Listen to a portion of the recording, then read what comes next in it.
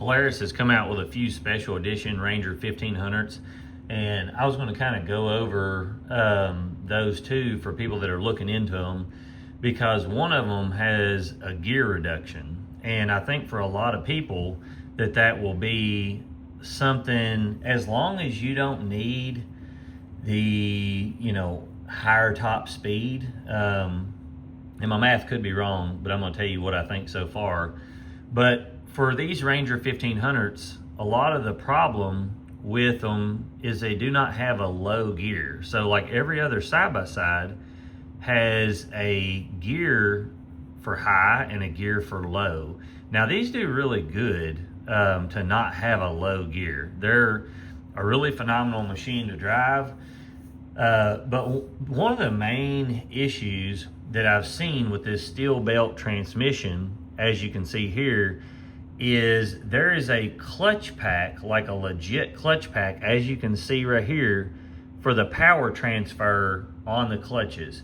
Now, one of the issues you get with that is when you get into really sticky situations, the problem with it is once you start to slip the tire, it kind of wants to protect itself, and then it will cut the power to the wheels, and it just will not pull itself. I've seen it in big mud holes, I've seen it on really big hills, things of that nature. So with the gear reduction, and I could only imagine that it would get worse as you went up in tire size. So for instance, like if you get one, they come with 30s, and then you put like 33s or 32s or something of that nature on, then you're going to have even more where the clutch feels it start to slip, because you have further reduced the gear, the final drive, because you put bigger tires on, taking more torque to turn that tire. So what they've done is they have added a new addition, and one of the additions is a Texas edition, which comes with 32s from the factory. And let's see if I can get that up here pretty quickly. If we go to Ranger, but the Texas edition comes with seats that are matched and a few other things for riding that are really good for looks, and you've got some nice things implemented in those. But the one addition that really caught my eye, and for some reason I'm jumping all over the board, but let's see if I can jump to this XD 1500. I'm just going to have to go here, pick the vehicle that I want. Here we go. Here's the lineup.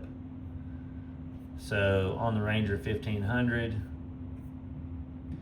so factory, you've got a North Star edition, and then you've got, let's see if it'll show it.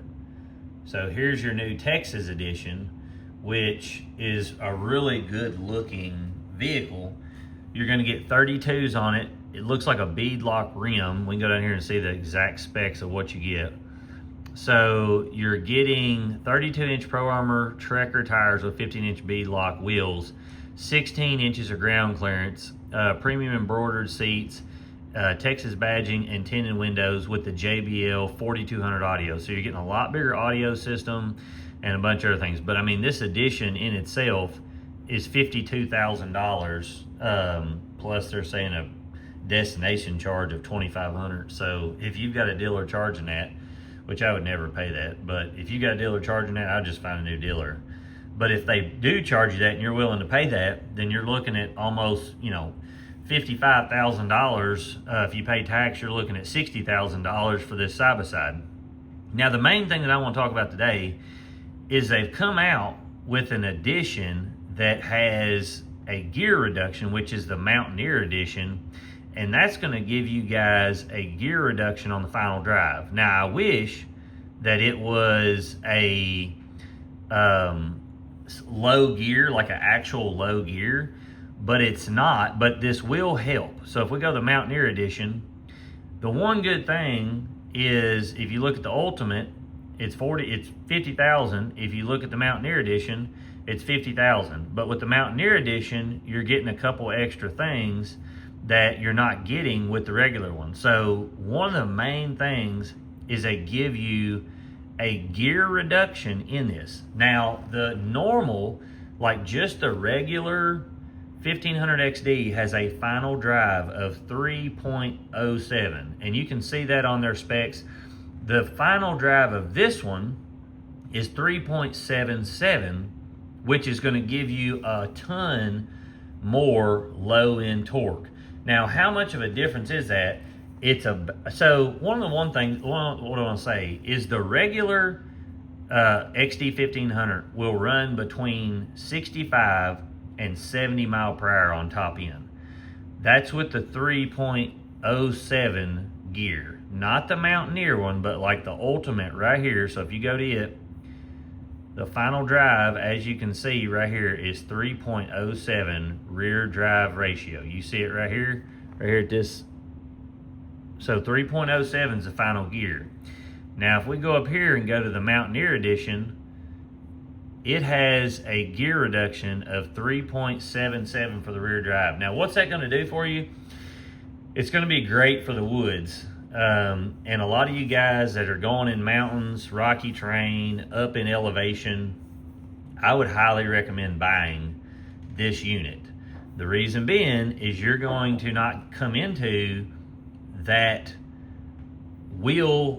clutch having near the trouble to get the power to it, because it's already gear reduction to it. So it's not going to take as much torque to give you to the tire as it would with the 3.07. Now that's a 18.59% gear reduction. So mathematically, what is that going to do? On a normal Ranger 1500, if you have a 30-inch tire and you can run, let's just say 68 mile per hour, that's kind of cutting it in the middle. Like I said, they'll go 65 to 70 on the normal 1500. So if you've got a 3.07 final drive and you can run 68 mile per hour on a 30-inch tire, that's going to put you between 55 and 60 mile per hour for your gear reducted 3.77 Mountaineer Edition. So if you need to go over 60 mile per hour in one of these and you don't want it to be hammering, this is not going to be the Ranger 1500 for you. And they even tell you on here that it is a reduced top speed compared to the 1500. On my calculations, it come out to 55 mile per hour is what it would top out if the normal one would run 68. So if it'll normally run 65, it's probably only going to run 53.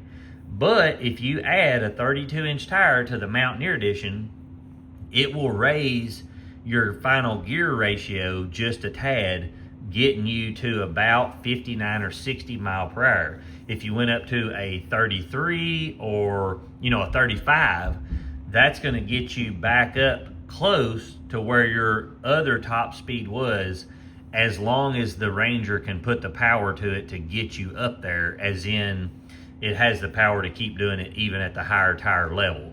So, this to me would be something for, like I said, guys that are in the mountains, just, it's a Mountaineer Edition, guys that are trail riding and farming more than they're driving around on the highway. If I had it to do, I would buy this edition over all of them. The top speed is nice, but one of the things I noticed when I was driving this unit, it doesn't have a low gear. So the problem with it is when you put your front tires on something, it has a struggle with doing that. And you can fix all that yourself with doing the gear reduction in a normal one, but you're going to get the same effect. So to me, I'd rather just buy it straight from the factory and have it just like it is. But like I said, the normal one, if it'll run 68, you're going to get a top speed of 55 to 60 with the new Mountaineer Edition. My calculations put it at 55 mile per hour.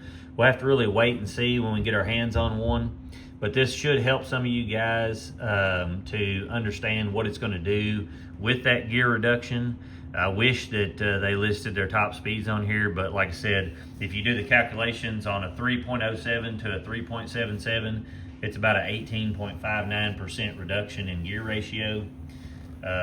So I guess time will tell when we get one of these and we can see. But I'm going to post a video right here in a second showing you what happens for a lot of people, and you can see it if you watch the front tire and the rear tire. Once they start to get a force back from the terrain, you can see it just cut the power out and nothing happens while it's doing that.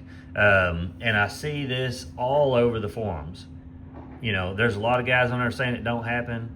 Either you are, you know, not driving it in these scenarios, or you're just oblivious to the fact, because all these Ranger 1500s have that issue to where it will, when you get it in a really, really sticky situation where all four tires are having to put torque to it, it will cut your power to reduce that.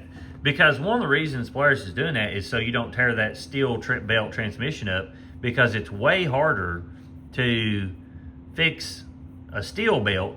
I mean, to change this thing here, you're talking a ton of work compared to a CVT where you just pop the housing off and roll a new belt on and off. Like it, you know, you're talking a 2-hour maximum job compared to a couple of day job dealing with all this.